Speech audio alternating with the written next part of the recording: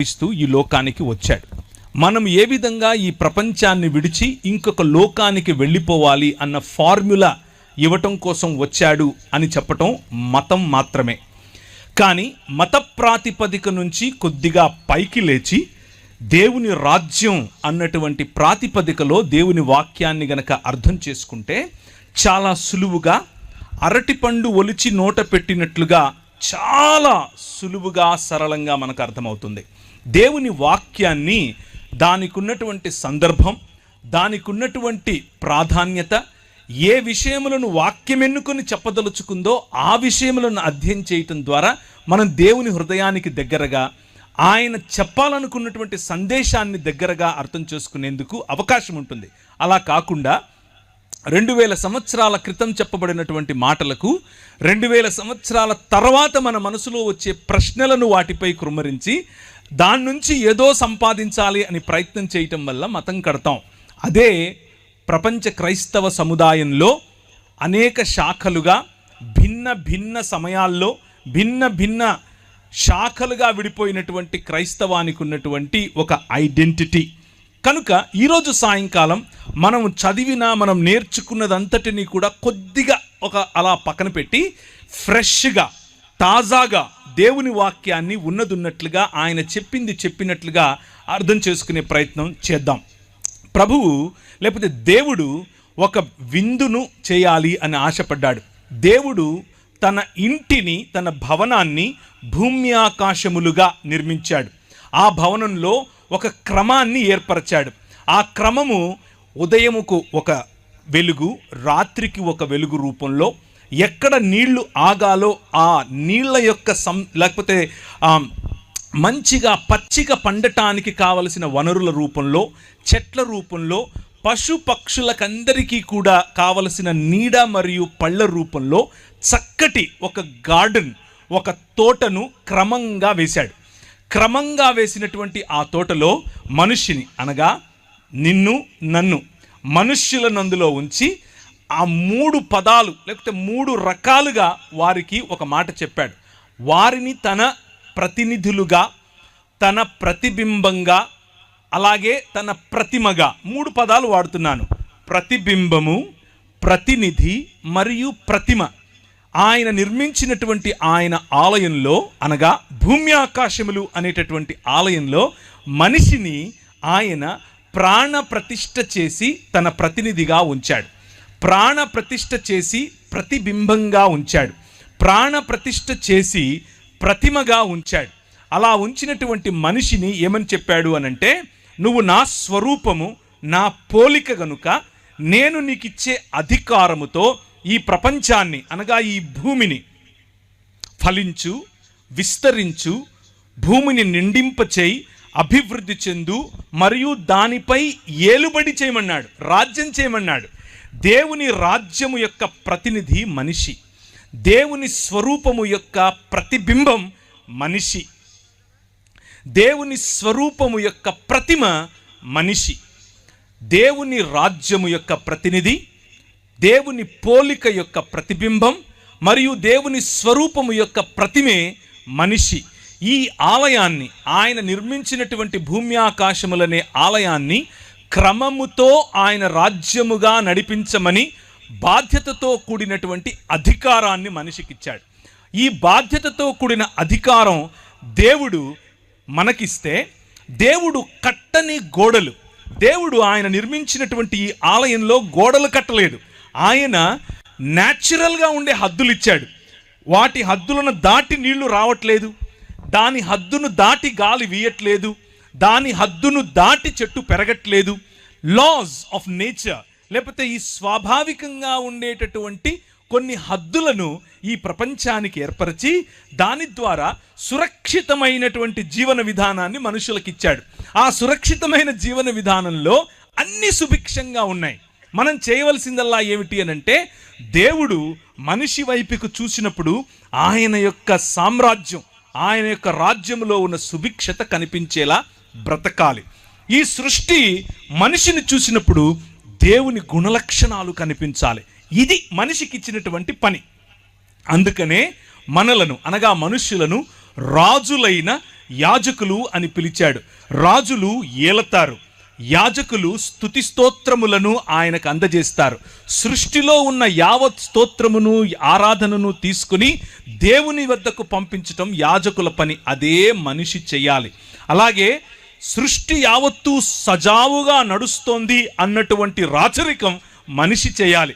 అదే దేవుడు మనిషి చూసినప్పుడు మనిషిలో కనిపించాలి. ఇది దేవుడు మనిషికి ఇచ్చినటువంటి ఆయన రాజ్యభారం, ఆయన భుజములకు, మన భుజములకు ఇచ్చినటువంటి ఆయన పౌరసత్వం, ఆయన రాజ్యములో ఉన్న పౌరసత్వం. అయితే మనిషి దేవుణ్ణి తిరస్కరించాడు.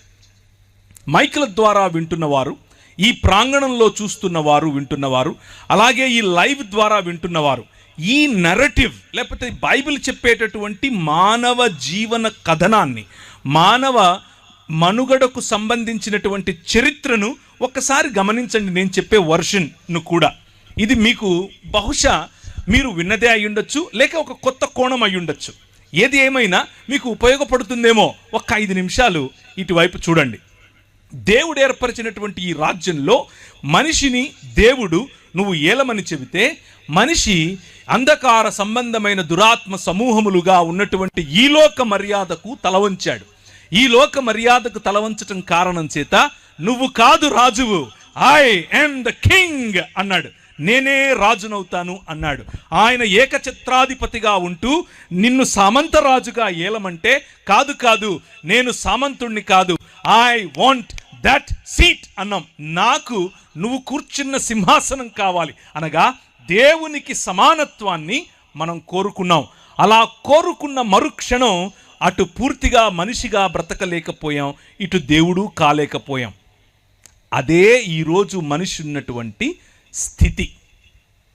ఆ స్థితినే పతన స్థితి అని పిలుస్తారు. దీనినే మూల పాపము అని కూడా పిలుస్తారు. బైబిల్ గ్రంథంలో దీన్నే ఒరిజినల్ సిన్ అని అన్నాం, మూల పాపము. ఈ పాపము కారణంగా ఈ లోకంలోనికి గచ్చపొదలను ఆహ్వానించాం. ఈ పాపము కారణంగా ఈ లోకములోనికి బాధను ఆహ్వానించాం. ఈ దేవుణ్ణి తృణీకరించటం కారణంగా ఈ లోకంలోనికి మనిషికి మధ్య ఉన్న సంబంధాలలో మనం చేదును ఆహ్వానించాం. దేవునితో సంబంధాన్ని కోల్పోయిన కారణం చేత జంతువులు మన మీద తిరగబడ్డాయి, సృష్టి మన మీద తిరగబడింది, గాలి మన మీద తిరగబడింది, నీరు మన మీద తిరగబడింది, భూమి మన మీద తిరగబడింది. మనము అధికారం చేయాల్సినటువంటి ఈ ప్రపంచం మనపై అధికారం చేయటం మొదలుపెట్టింది. కారణం ఏమిటి అనంటే, అంధకార సంబంధమైన దురాత్మ సమూహములకు మనము కొమ్ము కాసేట్లుగా నిర్ణయం తీసుకున్నాం. ప్రభు అన్నాడు, రాజ్యము నాది. మనం అన్నాం, కాదు, నీది కాదు, రాజ్యం నాది అని అన్నాం. దాని పర్యవసానం మనుష్యుల మధ్యలో మనిషికి పొసగకపోవటం. అత్తకు కోడలకు పడదు, అమ్మకు కూతురుకు పడదు, నాన్నకు టీనేజ్ బాయ్కి పడదు. మనం ఏదో ఒక విధంగా సాటి మనిషిని, మన పొరుగువాడిని, మన ఇంట్లో ఉన్న, మన బయట ఉన్న, మన సమాజానికి చెందిన, మన సమాజానికి చెందకపోయినా ఏదో ఒక రకంగా పొరుగువాడిని మనం దూరం పెట్టడమే నేర్చుకున్నాం. Man rejected the order. దేవుడు ఏర్పరిచినటువంటి క్రమాన్ని విస్మరించినటువంటి, క్రమాన్ని వ్యతిరేకించినటువంటి మనిషి క్రమం కోల్పోయిన కారణం చేత అక్రమస్తుడయ్యాడు. అక్రమములో బ్రతకటం నేర్చుకున్నాడు. దాని కారణంగానే సోదరుణ్ణి చంపాడు. దాని కారణంగానే పొరుగువాడి భార్యను తెచ్చుకున్నాడు. ఇలా జరుగుతూ ఉన్న క్రమంలో మనిషి సాటి మనిషి నుంచి రక్షణ కోసం, సాటి జంతువు నుంచి రక్షణ కోసం, ఈ సృష్టి నుంచి రక్షణ కోసం గోడలు కట్టుకోవటం మొదలుపెట్టాడు. దాన్నే పట్టణములు అంటారు, నగరాలు అని అంటారు. నేను హైదరాబాద్ నగరంలో ఉంటాను, హైదరాబాద్ పట్టణంలో ఉంటాను. మీరు ఏ విధంగా అయితే రాజమండ్రి పట్టణంలో ఉంటారు. ఈ రాజమండ్రి పట్టణం ఈ రోజుకు ఒకవేళ శాటిలైట్ సిటీ అంతా రాలేదని మీరు అనుకుంటున్నారా? వచ్చేసింది. ఎలాగో మీకు కూడా తెలుసు, బోర్డ్స్ కూడా కనిపిస్తూ ఉన్నాయి కదా. నగరాల్లో ఏమేమి ఉంటుంది అని అంటే, ఎత్తైన ఇళ్ళు ఉంటాయి. ఒకటే అపార్ట్మెంట్లో ఒక 600 ఇళ్ళుంటాయి. ఒకటే అపార్ట్మెంట్లో ఒక లిఫ్ట్ ఉంటుంది, పొడుగు పైకి వెళ్ళిపోద్ది. లిఫ్ట్లోకి ఎక్కుతాం, కానీ పక్కనుడు ఎవడో మనకు తెలియదు. వాడిని చూస్తే తల కిందించుకోవటం, మాట్లాడడం, వాళ్ళెవడో తెలీదు, మనమేడో తెలీదు. పిలిస్తే ఎక్కడ అతుక్కుంటాడో అని భయం, మాట్లాడితే ఎక్కడ అంటుకుంటాడో అని భయం. మా పక్కింటోడి పేరు నాకు తెలియదు, ఎదురింటోడి పేరు తెలియదు. వాళ్ళు బయట బోర్డులు పెట్టుంటారు వాళ్ళ పేర్లు, అంతవరకు చదివి ఉంటాను. కానీ ఆ బోర్డు ఆ మనిషి పేరు ఏదైతే ఉందో ఆ మనిషి నిజానికి ఎవరు అనేది మనకు తెలియదు. ఇదే మానవుడు నిర్మించుకున్నటువంటి నగరాలంటే ఇలాగుంటాయి. మనకు అనిపిస్తుంది మనలాంటి వాళ్ళు అనేకులు ఒక చోటుకు వచ్చారని, కానీ మనకంటే భిన్నంగా ఉన్న వాళ్ళు అంతకంటే ఎక్కువ మంది ఒకే చోటికి రావటం. అలా మనుష్యులు కేవలం నగరాలే కాదు, సంస్కృతులను నిర్మించుకున్నారు. కేవలం సంస్కృతులే కాదు, వారు నాగరికతలను నిర్మించుకున్నారు. నాగరికతలను నిర్మించుకుని రండి మనం ఎక్కిపోదాం అనుకుని దేవుని కంటే దేవుడు చేసే పరిపాలన ఏంటి మేము చేయలేమా అన్నట్లుగా వాళ్ళు ఇమారత్తులు కట్టడం, మినారెట్లు కట్టడం మొదలెట్టారు. బబులోను అనే నగరం దానికే సాదృశ్యం. నిమ్రోదు సమయంలో కట్టిన బాబేలు గోపురం దానికే సాదృశ్యం. మనుష్యులొక్కటై దేవుణ్ణి ఛాలెంజ్ చేయటమే ఈ లోక మర్యాద. మనుష్యులొక్కటై దేవుని ఎదుట నిలబడి రండి వారి కట్లు విప్పుదుము అని భూరాజులు తమలో తాము మాట్లాడుకుంటున్నారు. చూసారు, దాని సారం రాజ్యము, శక్తి, మహిమ నీదే. ఛత్తీస్గఢ్ ముఖ్యమంత్రి ఈయనేమో పచ్చిక లేని చోట ఈయన ఉన్నాడు. ఈయన ఉన్న చోట ఆయన అనుకున్నాడు పచ్చదనంలో ఆశీర్వాదం ఉంది. ఈయన అనుకున్నాడు నేనెక్కడ కాలు పెడితే అక్కడ ఆశీర్వాదం, నేను దేన్ని పడితే అది ఆశీర్వాదం.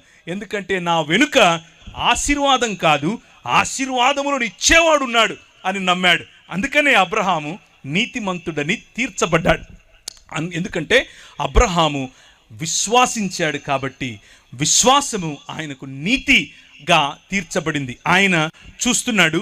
అయితే అలా పచ్చిక కోసం వెళ్ళినటువంటి ఈ లోతు మరియు ఆయన కుటుంబము ఒక భయంకరమైనటువంటి స్థితిలో మారిపోయింది. ఆ భయంకరమైనటువంటి స్థితిలో ఇప్పుడు ఆ నగరం ఉంది. ఏ నగరంలోనికైతే ఈయన దాని హంగుభంగులను చూసి, దాని ఆకర్షణను చూసి, దాని ఎత్తైన గోడలను చూసి, దానికి ఉన్నటువంటి సంరక్షణ అనేటటువంటి ద్వారములను చూసి, గవినులను చూసి ఆకర్షితుడై, ఇక్కడ మనకు మూన్ లైట్ డిన్నర్ ఉంటుంది, ఇక్కడ మనకు దాన్ని ఏమంటారు కంట్రీ చికెన్ దొరుకుతుంది, ఇక్కడ మనకు ఆర్గానిక్ ఫుడ్ దొరుకుతుంది అని ఏ నగరం వైపుకైతే పరిగెట్టాడో ఆ నగరం ఇప్పుడు ఏమైందంటే ఆ నగరం ఈయనను చంపాలని చూస్తోంది. ఆ నగరం మొత్తాన్ని నాశనం చేయటానికి, ఆ నగరంలో పనిచేస్తున్నటువంటి భావజాలాన్ని రూపుమాపటానికి ప్రభువు దాని వైపుకు దానికి సమయం ఇచ్చాడు. ఇంకా మారు మనసు నిర్మాణం. కానీ ఏమా నిర్మాణం? సొదమ, నీ చెల్లెలైన సొదమ చేసిన దోషం. ఎందుకని ఆయన ఆ నగరాన్ని నిర్మూలన చేయాలనుకున్నాడు? వారి దోషం ఏమిటి అని అంటే దాని కుమార్తెలకు కలిగిన గర్వం, దాని కుమార్తెలకు కలిగిన గర్వం, ఆహార సమృద్ధి, నిర్విచారమైన సుఖస్థితి అనేదే. 3 విషయాలు. చాలా సరళమైంది బైబిల్. మనం ఏదో దీన్ని ఓవర్ స్పిరిచువలైజ్ చేయాల్సిన అవసరం ఏమీ లేదు. మనిషికి ఎప్పుడైతే ధనం చేరుతుందో, గర్వం, దీన్నే సొయ్యం అని కూడా అంటారు, సొయ్యం పడుతుందో, బాగా కొవ్వు పడుతుందో, అప్పుడు ఆహార సమృద్ధిని చూసి నా దగ్గర చాలా ఆహారం ఉంది అని చెప్పి గర్వపడతాడు. నా దగ్గర సుఖస్థితి ఉంది అని గర్వపడతాడు. ఇవన్నీ కూడా నగరాల్లో కనిపిస్తాయి. ఆహార సమృద్ధి, ఎక్కడ చూసినా ఆహార సమృద్ధి. ఒకరోజు కరోనా వచ్చింది. కరోనా వస్తే ఒక ఆయన దాన్ని ఏమంటారు, మనకు వాట్సాప్లలో చాలామందికి ఇప్పుడు లాక్డౌన్ పెడుతున్నారంట, ఇక మీకు భోజనాలు గిజనాలు ఉండవు, ముందే పోయి కొనుక్కోండి అంటే, నేను నా పిల్లలు భోజనం చేయాలి అని చెప్పి కారు వేసుకుని బయలుదేరి వెళ్ళిపోయాను. దగ్గరలో ఒక సూపర్ మార్కెట్ ఉంది. కనిపించినట్టు కొనేస్తున్నాను. కార్డు గోకేసి ₹1,00,000 పైన కొన్నాను. అంతా కారంతా నింపుకున్నాను. ప్రభు నాతో మాట్లాడు, ఒరే ఆహార సమృద్ధిని నమ్ముకుంటావా అన్నాడు. నగరాలు, మనం నిర్మించుకునే సిస్టమ్స్, మన పంటలు, మనం నిర్మించుకునే నిర్మాణాలు, మనం ఆశపడే మన సమృద్ధి, మనం దేనిపైన ఆధారపడాలనుకుంటున్నాం అనేటటువంటి మన భావజాలం, అది నీ చెల్లెలైన సొదొమ చేసిన దోషమేదనగా దానికి నీ దాని కుమార్తెలకును కలిగిన గర్వం, ఆహార సమృద్ధి, నిర్విచారమైన సుఖస్థితి అనున్నదే. అది దీనులకును దరిద్రులకును సహాయము చేయకుండెను. వారు అహంకరించి దాని దృష్టికి హేయక్రియలు చేసిరి గనుక నేను దానిని చూచి వారిని వెళ్ళగొట్టి తినే. దేవుడు సొదొమ గొమొర్రాలను నాశనం చేసింది దేనికి అని అంటే అలా అనుకుంటాం, అలా మనకు చదివితే అనిపిస్తుంది కూడా. ఏమనంటే ఈ దానిని నాశనం చేయటానికి వీరు వచ్చారు, ఎవరు? దేవదూతలు. అప్పుడు గ్యాంగ్ రేప్ చేయాలి అని అందరూ కలిసి ఆ దేవదూతల మీద పడ్డారు.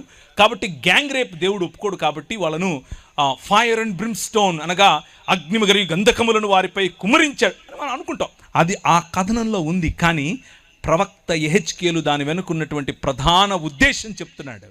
వారు దేవదూతల మీద పడకముందే, పురుషగాములుగా మారకముందే, స్త్రీలు స్త్రీగాములుగా మారకముందే, పశు సంభోగులుగా మారకముందే, వారికి ఉన్న మోరల్ స్టాండర్డ్ పడిపోకముందే వారి మనసులోకి వచ్చినటువంటి మూల పాపం, వారి మనసులోకి వచ్చినటువంటి నిజమైన పాపం ఏమిటో తెలుసా?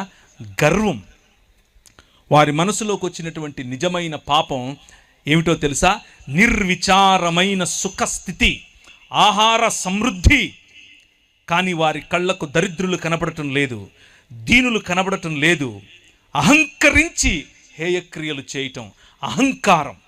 నగరాల్లో కనిపించే అహంకారం, డబ్బుకు కనిపించే అహంకారం, అందానికి కనిపించే అహంకారం, ఫ్యాషన్ ఉద్యమాల్లో కనిపించే అహంకారం. అందం తప్ప? నో. దేవుడు అందాన్ని చేశాడు, నీ శరీరాన్ని అందంగా చేసింది ఆయనే. డబ్బు తప్ప? కాదు. సకల సృష్టికి, సృష్టిలో ఉన్న సకల సమృద్ధికి ఆయనే కారణభూతుడు. నిర్మాణం తప్ప? నో. ఆయన నీకంటే గొప్ప నిర్మాణకుడు. భూమ్యాకాశములనే ఆలయాన్ని ఆయనే నిర్మించాడు. ఏంటి తప్పుక? వీటిని చూసుకుని నువ్వు మదమెక్కుతున్నావే, అది తప్పు, అది తప్పు. అందుకు నా దృష్టికి హేయక్రియలు చేసింది కనుక నేను దానిని చూచి వారిని వెళ్ళగొట్టి తిని. అయితే ఆ నగరాల్లో ధనం, జ్ఞానం, సొమ్ము, గర్వం, బీదల పట్ల న్యాయం చెయ్యలేని తనం, గర్వం, మానవత్వం, అన్యాయం కనిపిస్తూ ఉంటే అబ్రహాము లేచి నిలబడి ఇప్పుడు మాట్లాడుతున్నాడు. ఇప్పుడు మన ప్రభు అయిన మన దేవునికి ఉన్నటువంటి హృదయాన్ని మీ ముందుంచుతాను. నగరాల పట్ల, మానవ నిర్మితాల పట్ల, మానవ సివిలైజేషన్స్ పట్ల, మానవ సంస్కృతుల పట్ల, మానవ ఈ సమాజముల పట్ల దేవునికి ఉన్నటువంటి మనస్సు మీకు చెప్తాను. ఆయన మనతో సంభాషించాలనుకుంటున్నాడు. ఆయన మనం ఏదైనా చెబితే వినాలనుకుంటున్నాడు. ఆయన మనతో కలిసి నిర్ణయం తీసుకోవాలనుకుంటున్నాడు. చాలాసార్లు మనం అనుకుంటాం ఆయన ఒక మనసు లేని కఠోరమైనటువంటి ఒక సద్దాం హుసేన్ లాంటి వాడు. ఆయన తన ఇష్టం వచ్చిందే చేస్తాడు, ఆయన ఇష్టమే చేస్తాడు. అది మంచైనా చెడైనా ఆయన చేస్తే అంతా ఆయనే చేస్తాడు, ఆయన మహిమకే ఇలాంటివి కొన్ని మాటలు చెప్పుకుంటూ ఉంటాం. అవి వినటానికి థియోలాజికల్గా బాగుంటాయి, కానీ బైబిల్ అందుకు ఒప్పుకోదు. బైబిల్ ఏమంటుందో తెలుసా? ఆయన నీకు భూమిని ఇచ్చాడు. 115వ కీర్తన 16వ వచనం, ఆకాశములు యెహోవా వశము, భూమిని ఆయన నరులకిచ్చాడు. మీతో మాట్లాడతాడు. ఇంతకు నీకు ఇచ్చాను కదా, నువ్వేం చేయాలనుకోడు? సరే నువ్వు చెప్పు. అబ్రహామా, నా స్నేహితుడివి నువ్వు, నీకు చెప్పకుండా నేను ఎలా చేస్తాను? నువ్వు చెప్తాను, నీతో మాట్లాడతాను, చెప్పు అని అంటే ఒక మధ్యస్థ ప్రార్థన చేయటానికి అబ్రహాము నిలబడ్డాడు. ఇప్పుడు అబ్రహాము హృదయం చూడండి. దేవుని హృదయం ఏమో మనిషితో కలిసి పనిచేయాలని, మనిషిని కూడా తన బాటలోనికి తీసుకుని రావాలని, తన హృదయమును తెలిసిన వారిని ఆయన నడిపించాలనుకుంటున్నాడు. ఇప్పుడు అబ్రహాము ఆయనతో అంటున్నాడు, ఒక్క 40 మంది ఉంటే ఎహెత్తవా? ఈయన బార్గెయిన్ చేయాలనుకుంటున్నాడు. ఈయన ఏమంటున్నాడు? ఈయన బేరమాడాలనుకుంటున్నాడు. కానీ దేవునిలో ఉన్నటువంటి 2 గుణాలను ఆయన టార్గెట్ చేస్తున్నాడు. ఒకటి దేవుని తీర్పు, దేవుని న్యాయమైనటువంటి తీర్పు. వాళ్ళు గర్వాంధులయ్యారు, వాళ్ళను చంపటం న్యాయం. దేవుడు న్యాయమైన తీర్పరి. కానీ దేవుడు కనికరము చూపేవాడు, కనికరం చూపిస్తాడు. ఈ మధ్యస్థ ప్రార్థనలో నేను దేవుని కనికరాన్ని ఎందుకు అడగకూడదు? ఒక్క 40 మంది ఉంటే వదిలేస్తావుగా, ఒక్క 30 మంది ఉంటే వదిలేస్తావుగా, ఒక్క 20 మంది ఉంటే వదిలేస్తావుగా, ఒక్క 10 మంది అని చెప్పి ఆగిపోయాడు అక్కడ. ఎందుకు అని అంటే బార్గెన్ చేయాల్సిన అవసరమే లేదు. ఆయన 40 అంటే ఇచ్చేస్తా, చెప్పు ఉన్నారా, 30 తీసుకో, నో ప్రాబ్లం, 10 నో ప్రాబ్లం, నేను చంపను అని అంటే ఇక ఈయన గమ్మునైపోయాడు. ఎందుకంటే ఆయనకు అర్థమైపోయింది, ఈయన నేను ఆయన హృదయంలో నుంచి కరుణను లోడుకొని తీసుకోవాల్సిన అవసరం ఏమీ లేదు. ఆయన కరుణామయుడు. చేతులెత్తి హల్లెలూయా చెప్పండి. మన ప్రభువు మన నగరాలను, మన ప్రభువు మన సంస్కృతిని, మన ప్రభువు ఈ మానవ సమాజాలను ప్రేమిస్తున్నాడు. అయితే ఎలా చూసి ప్రేమించాలనుకుంటున్నాడంటే కనీసం కొంతమంది చేసిన పాపం, కొంతమందికి వచ్చినటువంటి గర్వం, కొంతమందికి వచ్చినటువంటి అహం కారణంగా నగరాన్ని నాశనం చేయటం ఎంత సులువో, ఎంత నిజమో, ఎంత న్యాయమో, కొంతమందికి ఉన్నటువంటి తగ్గింపు, కొంతమందికి ఉన్నటువంటి నిజమైన మానవత, కొంతమందికి ఉన్నటువంటి కరుణ, కొంతమందికి ఉన్నటువంటి తన పొరుగు వారిని ప్రేమించే ఆలోచన ఉంటే ఆయన క్షమించటానికి, నీ నగరాన్ని క్షమించటానికి, నేనున్న నగరాన్ని క్షమించటానికి, ఆ ఛత్తీస్గఢ్ను క్షమించటానికి ఆయన సిద్ధమే. అందరం లేచి నిలబడదామా? అందరం లేచి నిలబడండి. కెమెరా నా వైపు కాదు, వారి వైపుకు తిప్పండి. కెమెరా నా వైపుకు కాదు, ఆయన వైపుకు వారి వైపుకు తిప్పండి. రాజ్యం ఎవరిది? ఆయనది. రాజ్యం ఎవరిది? ఆయనది. మళ్ళీ చెప్పండి, రాజ్యం ఎవరిది? గట్టిగా చెప్పండి, రాజ్యం ఎవరిది? రాజ్యం ఛత్తీస్గఢ్లో ఎవరిది? నాకు వినపడలేదు. ఛత్తీస్గఢ్లో రాజ్యం ఎవరిది? యెహోవాయే రాజు. He is the king. గట్టిగా చెప్పండి, ఆయనే రాజు. నీ చెల్లెళ్ళైన సొదమ చేసిన దోషమేదనగా దానికి దాని కుమార్తెలకు కలిగిన గర్వమును, ఆహార సమృద్ధి, నీ దగ్గర పంటలు ఎక్కువ పండుతున్నాయి అనుకుంటున్నావా? నువ్వు ఏ రాజ్యం అయితే నాకేంటి, నువ్వు ఏ రాజైతే నాకేంటి, నువ్వు ఏ నగరం అయితే నాకేంటి, ఏ రాష్ట్రం అయితే నాకేంటి, అది ఛత్తీస్గఢ్ అయినా, ఆంధ్రప్రదేశ్ అయినా, తెలంగాణ అయినా, భారతదేశమైనా, అమెరికా అయినా సరే, ఏమైతే ఆహార సమృద్ధి, గర్వం, నిర్విచారమైన సుఖస్థితి అనేది గనక నీ తలకెక్కుంటే ప్రభు అంటున్నాడు, నా దృష్టికి హేయ క్రియలు చేశావు కాబట్టి నిన్ను వెళ్ళగొడతాను. పరలోక ప్రార్థన చెప్తారా? పరలోకమందున్న మా తండ్రి. हेलो, क्या आप मेरे लिए गाना गा सकती हैं? ओके। अंबर सरिया मुंडिया वे कचिया। ప్రార్థన చెప్తారా? పరలోకమందున్న మా తండ్రి.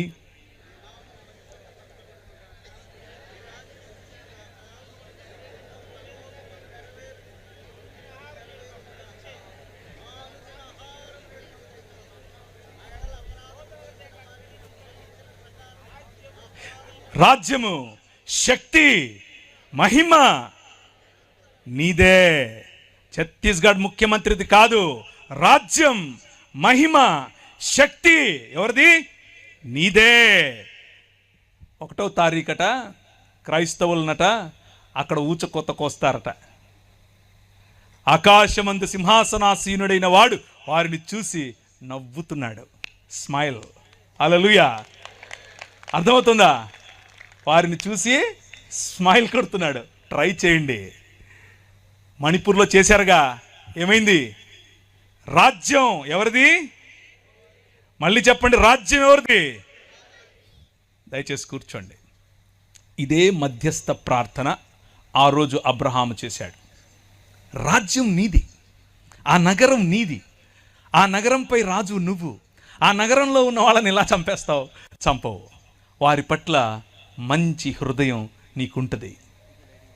ప్రభువు వారితో మాట్లాడి నగరాల పట్ల, ఆయనకున్నటువంటి నగరాల పట్ల మనం చేయాల్సిన మధ్యస్థను మనకు నేర్పిస్తూ వారిరువురు అక్కడి నుంచి వెళ్ళిపోయారు. ఈరోజు రాత్రి ఊరికే పడుకోవద్దు.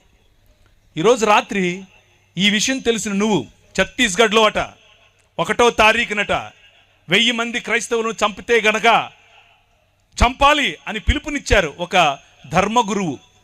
ధర్మప్రభువులు చంపడమే తెలుసు. ఈ రాజు, నీ రాజు, ఈ రాజుకు చంపటం కాదు. కమ్ రా అని మరణాన్ని ఆలింగనం చేసుకోవటం నేర్పించాడు. హల్లెలూయా. ఏం ఆలింగనం చేసుకోవటం నేర్పించాడు?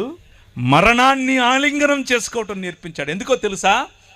సొదొమ గొమొర్రా పట్టణాలకు భవిష్యత్తు లేదు, కానీ ఆ రాజ్యంలో అయినా ఈ రాష్ట్రంలో అయినా క్రైస్తవ సమాజానికి భవిష్యత్తు ఉంది. ఏంటా భవిష్యత్తు? పునరుత్థానం. హల్లెలూయా. పునరుత్థానం కలిగి మనం లేవబోతున్నాం.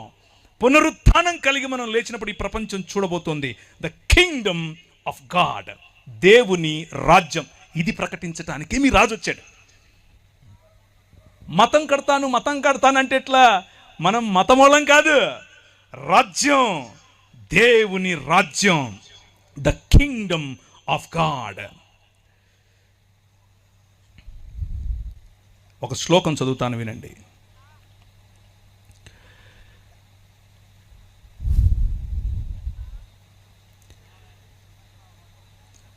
అస్మాకం ప్రభు పరమేశ్వర ఏక ఏవ యూయం సర్వంతఃకరణై సర్వప్రాణై సర్వచిత్తై సర్వశక్తిభిశ్చ తస్మిన్ ప్రభో పరమేశ్వరే ప్రియధ్వం. ఈ శ్లోకానికి అర్థం ఏమిటంటే, నేను మార్కు సువార్త చదివాను, టెన్షన్ పడకండి.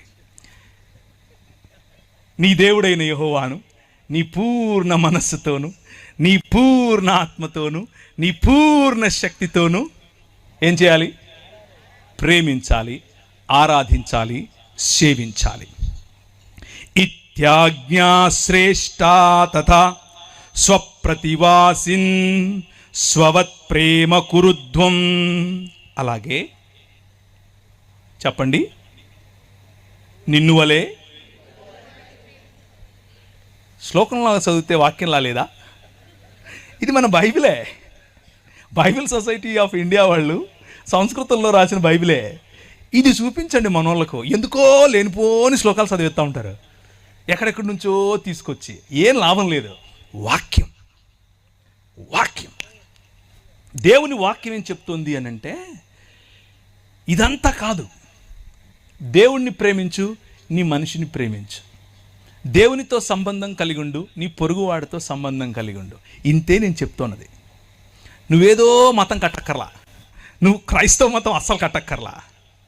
యోహాను చెరపట్టబడిన తరువాత యేసు ఈశుర్గాలీల్ ప్రదేశమాగత్య ఈశ్వర రాజ్యస్య సుసంవాదం ప్రచారయాన్. ఆయన యోహాను చెరపట్టబడినప్పుడు గలిలయ ప్రాంతములోనికి వచ్చి దేవుని రాజ్యమును ప్రకటించుచుండెను. కథయామాస కాల సంపూర్ణ ఈశ్వర రాజ్యైచ్చ సమీపమాగతం అతో హేతోర్యూయం మనాంసి వ్యావర్తయధ్వం సుసంవాదే చ విశ్వాసిత. మీ మనసులను మార్చుకొని దేవుని రాజ్యము వైపుకు రండి అని ఆయన దేవుని రాజ్యమును ప్రకటించెను. శ్లోకంలో చెప్తే, అంటే శంఖంలో పోస్తే తప్ప నీళ్ళు తీర్థము టైప్లో అలా చెప్తే ఇప్పుడు మీకు అర్థమైందా? ఆయన వచ్చి చెప్పింది దేవుని రాజ్యం గురించి, క్రైస్తవ మతం గురించి కాదు, మనం కట్టుకున్న శాఖల గురించి కాదు. దేవుని రాజ్యం చెప్పాడు. దేవుని రాజ్యంలో ఉండాల్సిన లక్షణాలు ఏమిటి అని అంటే, సొయ్యం లేకపోవటం, గర్వం లేకపోవటం, బీదల పట్ల మనస్సు ఉండటం. అలా ఉంటే దాన్ని సొదొమ రాజ్యంగా చూస్తాడు, దానిని మానవ నిర్మాణమైనటువంటి ఒక నగరంగా చూస్తాడు. కానీ ఆయన రాజ్యం నీ పొరుగు వారిని ప్రేమించటం, ఆయన రాజ్యం నీ దేవుడైన యెహోవాను ప్రేమించటం. కాగా 4వ వచనం మీరు చదివినటువంటి వాక్య భాగంలో నుంచి, కాగా అతడు ఇదిగో నా విందు సిద్ధపరచి ఉన్నాను, ఎద్దులను క్రొవ్విన పశువులను వధింపబడినవి అంతయు సిద్ధముగా ఉన్నది, పెండ్లి విందుకు రండని పిలువబడిన వారితో చెప్పుడని వేరే దాసులను పంపెను గాని వారు లక్ష్యము చేయక ఒకడు తన పొలమునకును మరి ఒకడు తన వర్తకమునకు వెళ్ళిరి. దేవుడు ఒక రాజ్యమును నిర్మిస్తాను అని చెప్పి అబ్రహామును పిలిచాడు. అబ్రహాము ఒక రాజ్యమును నిర్మించటం కోసం వస్తే ఒక నగరం పాడవటం చూశాడు. కానీ తన పిల్లల పిల్లలు ఇంకొక నగరానికి బానిసలుగా కొనిపోయారు. ఆ నగరం ప్రపంచాన్ని ఏలేటటువంటి ఐగుప్తు దేశం యొక్క నగరం. ప్రపంచానికి ఇప్పుడు కేంద్ర బిందువు. ఆ నగరంలో గొప్ప గొప్ప పిరమిడ్లు కడుతున్నారు.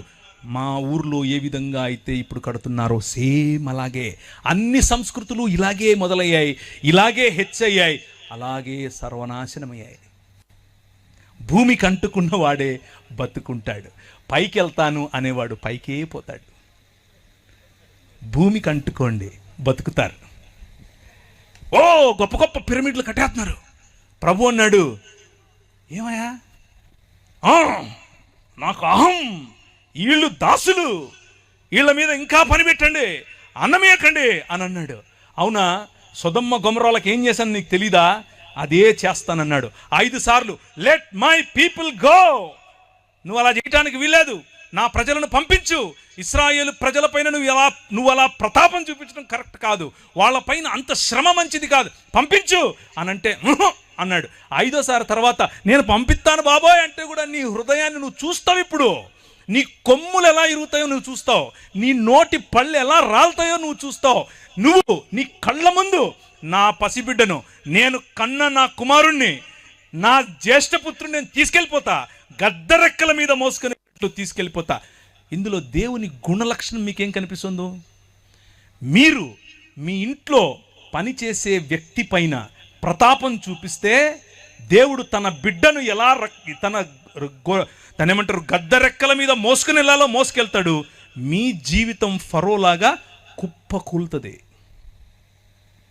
మీ పొలంలో పనిచేసేవాడి మీద మీరు చూపించే ఈ దాన్ని ఏమంటారు మేకపోతు గాంభీర్యం మీ బతుకును నాశనం చేస్తుంది. మీరు పనిచేసే చోట మీ సహ ఉద్యోగి పట్ల మీరు చూపించేటటువంటి అన్యాయం మీకు పట్టిన కొవ్వు కరిగిస్తుంది.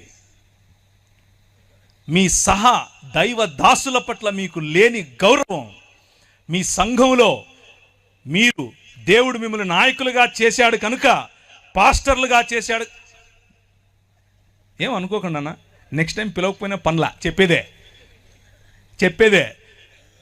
మీరు పాస్టర్లు అయినంత మాత్రాన సమాజంలో ఉన్న వారిని, సంఘంలోకి వచ్చే వారిని, వారి మీద అజమాయిషీ చేస్తే ఫరోకు పట్టిన గతే.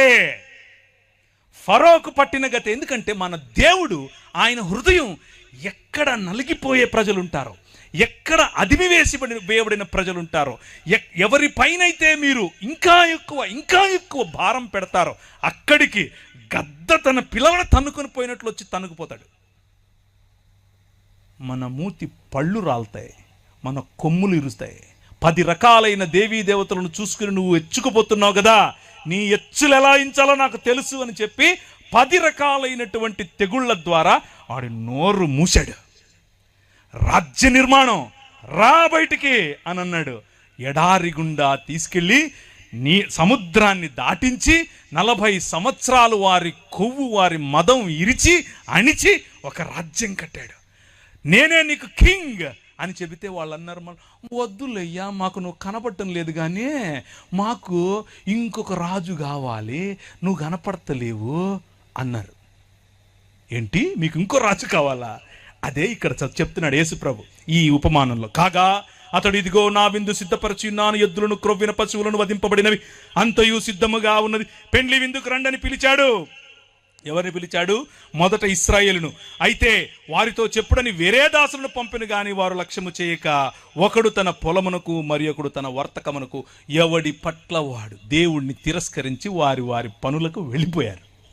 ప్రభు అన్నాడు, తక్కిన వారు అనగా ఎవరైతే ఈ పనులు, ఈ వర్తకాలు కాకుండా మతం పట్టారో, సంఖలో బైబిల్ ఎట్టేసుకుని, ఓ నేను లేవీయుణ్ణి, ఓ నేను యాజకుణ్ణి అని వీళ్ళేం చేశారు? పంపినటువంటి దాసులను, మొదట మోషే, తర్వాత అహరోను, ఆ తర్వాత ఆయన పిల్లలు యాజకులు మొదలైన వారు ప్రవక్తల రూపంలో వచ్చి చెప్పినటువంటి మాట, అన్యాయం వద్దు, అన్యాయం వద్దు. ఏం తీసుకొచ్చి నేను యెహోవాను దర్శించాలి, నేను ఏం తీసుకొచ్చి యెహోవాను దర్శించాలి? ఆ బయలేమో మా పంటలు అడుగుతున్నాడు, మేము పంటలు తీసుకొచ్చి ఇవ్వాలనా? ఆ కియ్యు దేవతేమో తైలం అడుగుతోంది, వేలాది నదులంతా విస్తార తైలం ఇచ్చేయాలనా? ఆ నక్షత్ర దేవతేమో, మొలెకు దేవుడేమో మా కొడుకులను అడుగుతున్నాడు, నా గర్భఫలమైన జ్యేష్ఠపుత్రుడిని నీకు ఇచ్చేయాలనా?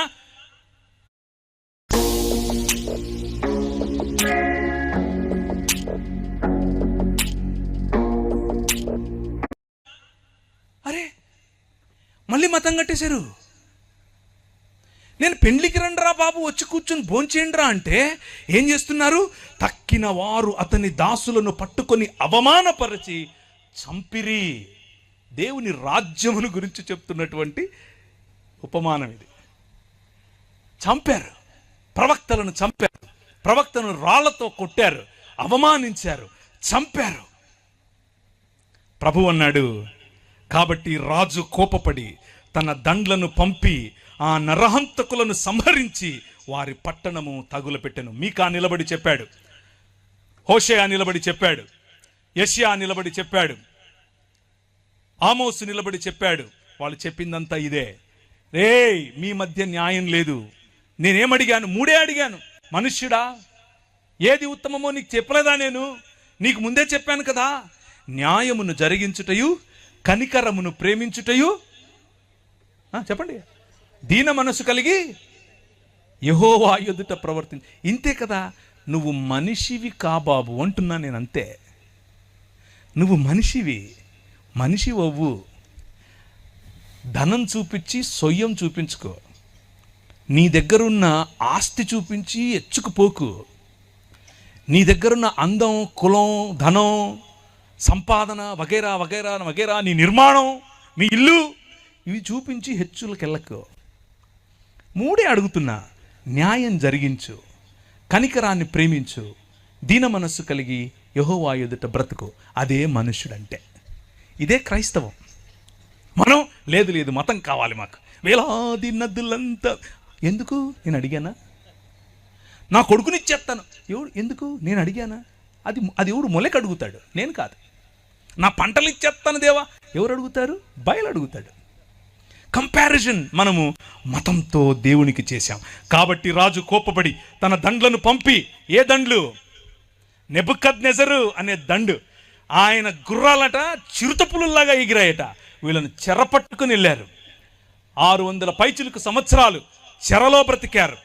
దాన్నే మరణం అని అంటారు. హోషేయ గ్రంథం 6వ అధ్యాయం 2వ వచనం దీనికి ప్రమాణం. యెహోవాయే మనలను కొట్టెను, ఆయనే మనలను బాగు చేయును. 2 దినములైన తరువాత ఆయన సముఖమందు బ్రతుకున్నట్లు 3వ దినమున ఆయన మనలను స్థిరపరచును.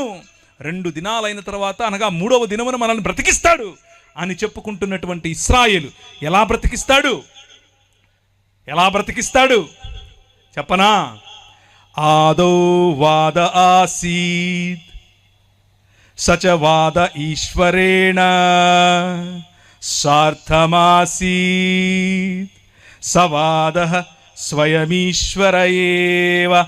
ఆదియందు వాక్యముండెను, వాక్యము దేవుని యొద్ద ఉండెను, వాక్యము దేవుడై ఉండెను. ఆ వాక్యము శరీరధారి అయి కృపా సత్య సంపూర్ణుడిగా మన మధ్య అవతరించెను. లేకపోతే డేరా వేసెను. కూర్చున్న మీరు వింటున్నారు. గర్వము, పొగరు, ధనం వగైరా వగైరాల యొక్క నిర్మాణముతో దేవునికి దూరమైన మానవ సమాజాన్ని తిరిగి మానవ సమాజముగా మార్చటం కోసం గలిలయ ప్రాంతంలో నిలబడి దేవుని రాజ్యం వచ్చేసింది అని చెప్పింది ఇంకెవరో కాదు, స్వయంగా దేవుడే. స్వయంగా ఆది యందున్నటువంటి వాక్యమే. ఏ వాక్యమైతే దేవుని వద్ద ఉండేనో ఆ వాక్యమే.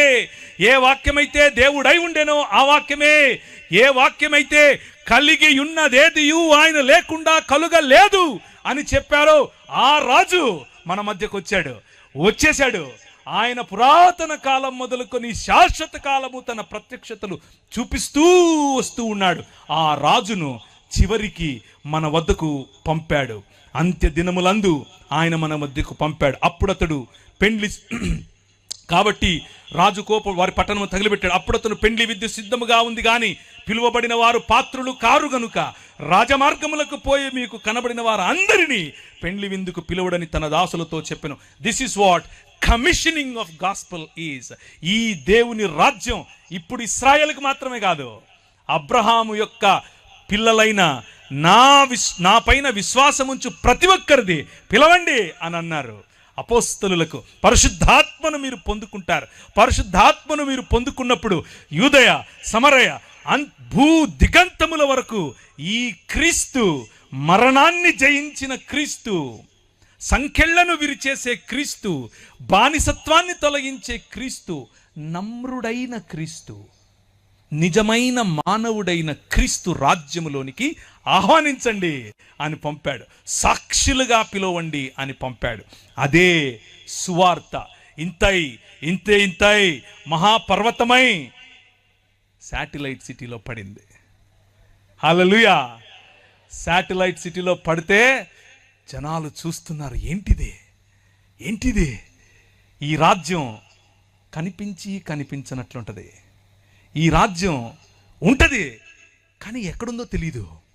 ఎలా దాన్ని అరికట్టాలో తెలీదు. మంటలైనా ఆర్పాలో తెలీదు. ప్రభుత్వాలు ట్రై చేశాయి, చేతకాల. రాజ్యాలు ట్రై చేశాయి, చేతకాల. కొందరైతే రాజ్యాలు ట్రై చేసి ఇది కాదని చెప్పి మనలోనే దూరిపోయారు. అదే ఈ రాజ్యం. ఆవగింజంతే, కానీ మహావృక్షం అవుతుంది. ఇంత రాయే, కానీ మహాపర్వతం అవుతుంది. ఒక్క మనిషే, కానీ తన శరీరాన్ని నాటి మళ్ళీ జీవము గల శరీరముగా పైకి తీస్తే జీవాన్ని మరణాన్ని ఒకే శరీరంలో కట్టగల రాజ్యం ఇది. ఆ రాజ్యం వచ్చేసింది. ఆ రాజ్యం నడుస్తోంది. ఆ దాసులు రాజమార్గమునకు పోయి చెడ్డవారినేమి మంచివారినేమి తమకు కనబడిన వారందరినీ పోగు చేసిరి గనుక విందుకు వచ్చిన వారితో ఆ పెండ్లిశాల నిండిపోయెను. ఛత్తీస్గఢ్లో 1000 మందిని వేస్తామంటే భయపడేదా ఈ రాజ్యం? ప్రపంచమంతా విస్తరించిన రాజ్యం. హల్లెలూయా. ప్రపంచమంతా, నువ్వు వెళ్ళిన దేశం, నువ్వు వెళ్ళిన ప్రతి ఊరిలో విస్తరించిన రాజ్యం. ఎక్కడెక్కడ నాపుతావు నువ్వు? నెత్తికి నామాలు ఎట్టుకుని పిలిచేయగానే కత్తులు ఎట్టుకొని చంపేస్తానే అయిపోద్దా? ఇది కాదు. ఇలా మీరు ఎప్పుడో చేస్తారని ఎప్పుడో చెప్పాడు మన ప్రభు. ఎప్పుడో 2000 సంవత్సరాల క్రితమే చెప్పాడు. కానీ భయం కాదు, భయం కాదు. మరణాన్ని కౌగిలించుకునే సమాజం క్రైస్తవ సమాజం. క్రైస్తవ సమాజం వైలెన్స్కు వెళ్ళే సమాజం కాదు. వీటన్నిటిని చూపించి మీ పిల్లలకి నేర్పించాల్సింది ఏంటో తెలుసా? వాళ్ళు వస్తున్నారు, మనం ఎత్తేసుకుందాం కాదు, ప్రేమించండి. అదే ప్రభు చెప్తున్నాడు. అయితే ఇలా చెప్తూ ఉన్న క్రమంలోనే ఆయన ఒకరికి దేవుని రాజ్యం ఇలా ఉంటుంది, దేవుని రాజ్యం ఇలా ఉంటుంది అంటే ఈ పాస్టర్ గారు, ఒక ఆయన లేవీయుడు, లేకపోతే దాన్ని ఏమంటారు, మత ఛాందసవాది, లేచి నిలబడి అడిగాడు, చెప్పేవులే కానీ ఇంతకు ఏంటి అన్నిటికంటే గొప్ప ఆజ్ఞ ఏంటి అని అంటే, నేను ఇంతకుముందు చదివానే, అది చదివాడు. మరి నువ్వు చెప్పావుగా అయిపోయింది కానంటే, కాదు, ఇంతకు నా పొరుగోడెవడు అని అడిగాడు. నా పొరుగోడెవడు? ఛత్తీస్గఢ్ నా పొరుగువాడేనా? మా ఊర్లో ఉన్నవాడే నా పొరుగువాడు కాదు, మా ఇంటి పక్కనోడే నా పొరుగువాడు కాదు. నగరాలు మాకు అవే నేర్పాయి, మరి మేము కట్టుకున్న నిర్మాణాలు అవే నేర్పాయి. మనుష్యుడు సృష్టించుకున్న సంకల్పం, మనుష్యుడు సృష్టించుకున్న సిస్టమ్స్, మనుష్యుడు సృష్టించుకున్న వ్యవస్థలు మనిషికి దూరం చేస్తాయి. ఇంత బైబిల్ తెలిసిన వ్యక్తి ఏమడుగుతున్నాడు అని అంటే, నాకు పొరుగువాడెవడు? ఒక గోడ కట్టేసుకుని ఇశ్రాయేలు వాడు మాత్రమే నా పొరుగువాడు అని అనుకుంటున్నాడు. లేకపోతే ఆ ఇశ్రాయేలీల్లో ఉన్నటువంటి పరిసయుడు మాత్రమే నాకు పొరుగువాడు అని ఈయన అనుకుంటున్నాడు. ప్రభు అన్నాడు, కాదు బాబు, ఒకడు నీలాంటోడే వెళ్తూ ఉంటే అని బాగా చితకబాది పడేస్తే ఒక ఆయనేమో నీలాంటోడే వెళ్ళాడు, తాకూడదు అని చెప్పి వెళ్ళిపోయాడు. ఇంకొక ఆయన వెళ్ళాడు, ఆయన కూడా మనకు సంబంధం లేదు అని వెళ్ళిపోయాడు. కానీ నువ్వు ఎవరినైతే దూరం పెట్టాలనుకుంటున్నావో, ఎవరైతే నువ్వు తాకకూడదు అనుకుంటున్నావో ఆ మనిషి చూశాడు, వచ్చి వాడి కట్లు కట్టి ఒక పెద్దమ్మ ఇంట్లో పెట్టి వాడికి కావలసిన భోజనం పెట్టమ్మా, మందులు ఇవ్వమ్మా, నేను మళ్ళీ వచ్చినప్పుడు నీకు ఏదైనా బాకీ ఉంటే తీరుస్తానులే అని చెప్పాడు. ఇప్పుడు చెప్పు, ఎవరు నీ పొరుగువాడు? యేసు ప్రభు తన రాజ్యం యొక్క పరిధిని కేవలము ఇశ్రాయేలు కాదు, కేవలం నీ మతం కాదు, సర్వమానవ ఏక శరీరం, ఒక్క శరీరంగా మనుషులందరినీ మార్చే ఉద్యమం. ఆ ఉద్యమాన్ని ఆయన తెరతీశాడు. ఆ ఉద్యమానికి తెరతీసే క్రమంలో కొన్ని గురుగులుంటాయి, కొన్ని గోధుమలుంటాయి. వింటున్నవారు ఆయన మొదలుపెట్టినటువంటి ఉద్యమమును గురించి ప్రకటించగా విన్నారు. ఇక్కడ ప్రాంగణంలో కూర్చున్నవారు, మైకుల ద్వారా వింటున్నవారు, లైవ్ ద్వారా చూస్తున్నవారు ఆ ఉద్యమంలో భాగం అవ్వాలనుకుంటున్నారా? నిజమైన మనుష్యత వైపుకు, నిజమైన దేవుడు ఒప్పుకునే మనుష్య జీవన విధానం వైపుకు రావాలనుకుంటున్నారా? మీ ఎదురుగా నేను చూపించే ఒకే ఒక్క ఉదాహరణ ప్రభువైన యేసు క్రీస్తు. ఆయనలో పాపం, దోషం, బలహీనత కనిపించదు. భూమి ఆకాశములను సృజించిన వాడైనప్పటికీ సాధారణమైన మనిషిగా న్యాయమును జరిగించటానికి, కనికరమును ప్రేమించటానికి, దీన మనస్సు కలిగి యెహోవా ఎదుట జీవించటానికి మన ముందుకు సాధారణమైన మనిషిగా వచ్చాడు. ఆయనే ఏమని చెప్తున్నాడు అనంటే, అందరినీ పిలవండి, అందరినీ, కనబడే వారందరినీ పెండ్లి విందుకు పిలవండి. వాళ్ళు వెళ్ళి చెడ్డవారేమి మంచివారేమి తమకు కనబడిన వారందరినీ పోగు చేసిరి గనుక విందుకు వచ్చిన వారితో ఆ పెండ్లి శాల నిండెను. రాజు కూర్చున్న వారిని చూడ లోపలికి వచ్చి అక్కడ పెండ్లి వస్త్రము ధరించుకొనని ఒకరిని చూచి స్నేహితుడా అని పిలుస్తున్నాడు. ఇది రాజు పని, నీ పని కాదు. ఈరోజు క్రైస్తవుల్లో చాలామంది రాజులవ్వాలని చూస్తున్నారు. ఖబర్దార్, నువ్వు రాజువు కాదు, నువ్వు మనిషివి. నువ్వు సాధారణమైన మనిషివి. నువ్వు ప్రకటించినటువంటి నీ విశ్వాసంలోనికి, నువ్వు ప్రకటించినటువంటి నీ మత శాఖ పరిధిలోనికి ప్రజలు రాలేదని చెప్పి ఆ పెండ్లి దుస్తులేవి అని అడిగే హక్కు నీకు లేదు. నువ్వు పిలవాలి, అందరినీ పిలవాలి, నీ నగరం కోసం పిలవాలి, మధ్యస్థగా నిలబడి పిలవాలి, నీ శాటిలైట్ సిటీని పిలవాలి, రాజమండ్రిని పిలవాలి, హైదరాబాద్ను పిలవాలి, జంగారెడ్డిగూడెంను పిలవాలి, విశాఖపట్నంను పిలవాలి, అన్ని నగరాలను పిలవాలి. పిలవడమే నీ పని. వచ్చిన వారు దేవునికి అర్హులా కాదా చూసుకునేది ఆయన పని. ఆయన అడుగుతాడు. ఆయన వాళ్ళనే కాదు, నిన్ను కూడా అడుగుతాడు. ఏమేసుకున్నావు నువ్వు అని. ఓ అందరినీ పిలిచావు, మరి నీ వస్త్రాలేవి అని కూడా అడుగుతాడు. ఈ ఒక్క మాటను వినండి, నేను ముగిస్తాను. ఏ ఒక్కడూ లేడు, ఏ ఒక్కడూ లేడు. లిపిర్ యథాస్తే నైకోపి ధార్మికో జనః తథా జ్ఞానీశ్వర జ్ఞానీ మానవ కోపి నాస్తి. విమార్గగామినః సర్వే సర్వే దుష్కర్మకారిణః ఏకో జనోపినో తేషాం సాధుకర్మ కరోతి చ. రోమిలకు రాసిన పత్రిక 8 చదివాను. రోమిలకు రాసిన పత్రిక 3వ అధ్యాయం 10, 11, 12. ఏ ఒక్కడు లేడు, నీతిమంతుడు ఒక్కడు లేడు, నువ్వు కూడా కాదు. నీ నీతి నీ స్టాండర్డ్స్కు సరిపోతుంది, అక్కడ పెట్టుకో.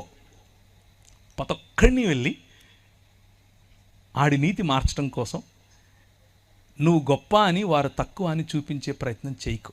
అది మతం. రాజ్యం ఏం చెప్తుందో తెలుసా? కలుపు, పిలువు, స్త్రీల కోసం నిలబడు, పిల్లల కోసం నిలబడు, బలహీనుల కోసం నిలబడు, బడుగు బలహీన వర్గాల కోసం నిలబడు. మతం కోసం కాదు. నీ ప్రజలను కట్టు, అందరినీ పిలువు. ఆడి దగ్గర వస్త్రం ఉందా లేదా, వస్త్రం ఇవ్వడం కోసం ప్రయత్నం చేయి వీలైతే. పెద్దన్న వ్యవహారం వద్దు, తండ్రి వ్యవహారం. ఈ రాత్రి సువార్త చెప్పేవారికి రాజ్య సువార్త ఎలాగూ చెప్పాం. మనలో మనం నేర్చుకోవాల్సినటువంటి రాజ్య సువార్తకు సంబంధించిన విలువలు సాటి మనిషిని, సాటి విశ్వాసి అని మాత్రమే కాదు, సాటి మనిషిని గౌరవించటం, సాటి మనిషిని ప్రేమించటం. ఇదే దేవుని రాజ్యం. ఈ దేవుని రాజ్య స్థాపనలో మనందరము ఐక్యపడాలి, మనందరం కలిసికట్టుగా పనిచేయాలి, ప్రేమతో ఈ రాజ్యాన్ని కట్టాలి. ఎందుకు అనంటే రాజ్యం నీది. తర్వాత రాజ్యము ఇప్పుడేగా చెప్పారు. ఎందుకనగా రాజ్యం